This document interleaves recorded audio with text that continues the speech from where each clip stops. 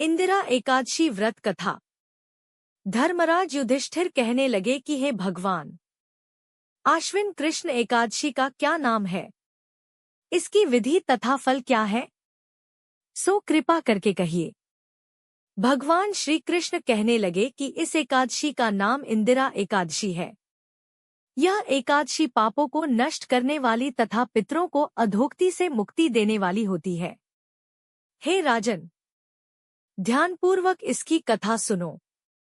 इसके सुनने मात्र से ही वायपेय यज्ञ का फल मिलता है।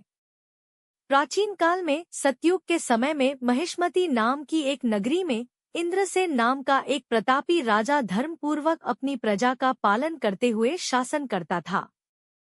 वह राजा पुत्र, पौत्र और धन आदि से संपन्न और विष्णु का परम भक्त था। एक दिन जब राजा सुखपूर्वक अपनी सभा में बैठा था तो आकाश मार्ग से महर्षि नारद उतरकर उसकी सभा में आए।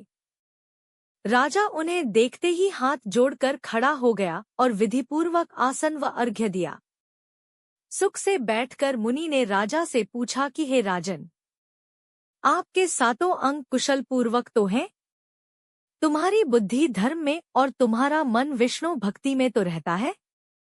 देवर्षि नारद की ऐसी बातें सुनकर राजा ने कहा, हे महर्षि, आपकी कृपा से मेरे राज्य में सब कुशल है तथा मेरे यहाँ यज्ञ कर्मादि सुकृत हो रहे हैं।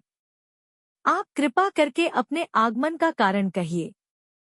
तब ऋषि कहने लगे कि हे राजन, आप आश्चर्य देने वाले मेरे वचनों को सुनो। मैं एक समय ब्रह्मलोक से यमलोक को गया। वहां श्रद्धापूर्वक यमराज से पूजित होकर मैंने धर्मशील और सत्यवान धर्मराज की प्रशंसा की।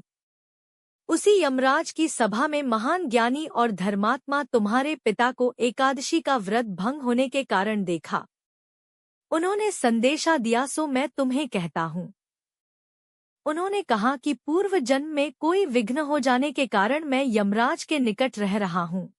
सो हे पुत्र, यदि तुम आश्विन कृष्णा इंदिरा एकादशी का व्रत मेरे निमित्त करो तो मुझे स्वर्ग की प्राप्ति हो सकती है।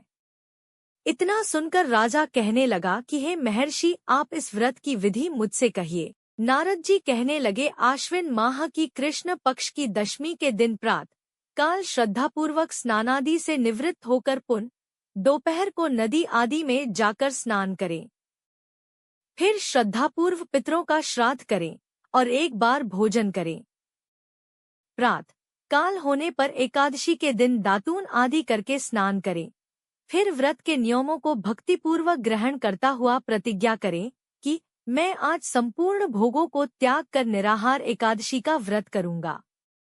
हे अच्युत, हे पुंडरीकाक्ष, मैं आपकी शरण हूँ, आप मेरी रक्षा कीजिए। इस प्रकार नियमपूर्वक शालिग्राम की मूर्ति के आगे विधिपूर्वक श्राद्ध करके योग्य ब्राह्मणों को फलाहार का भोजन कराएं और दक्षिणा दें। पितरों के श्राद्ध से जो बच जाए उसको सूंघ कर गौ को दे तथा धूप, दीप, गंध, पुष्प, नैवेद्य आदि सब सामग्री से ऋषिकेश भगवान का पूजन करें। रात में भगवान के निकट जागरण करें। इसके पश्चात द्वादशी के दिन प्रात काल होने पर भगवान का पूजन करके ब्राह्मणों को भोजन कराए। भाई बंधुओं, स्त्री और पुत्र सहित आप भी मौन होकर भोजन करें। नारद जी कहने लगे कि हे राजन, इस विधि से यदि तुम आलस्य रहित होकर इस एकादशी का व्रत करोगे तो तुम्हारे पिता अवश्य ही स्वर्गलोक को जाएंगे।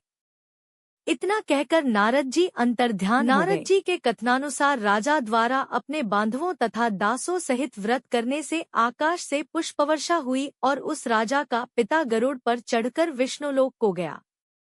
राजा इंद्रसेन भी एकादशी के व्रत के प्रभाव से निष्कंटक राज्य करके अंत में अपने पुत्र को सिंहासन पर बैठाकर स्वर्गलोक को गया। हे युधिष्ठिर, यह इंदिरा एकादशी के व्रत का माहात्म्य मैंने तुमसे कहा। इसके पढ़ने और सुनने से मनुष्य सब पापों से छूट जाते हैं और सब प्रकार के भोगों को भोग कर बैकुंठ को प्राप्त होते हैं। धन्यवाद।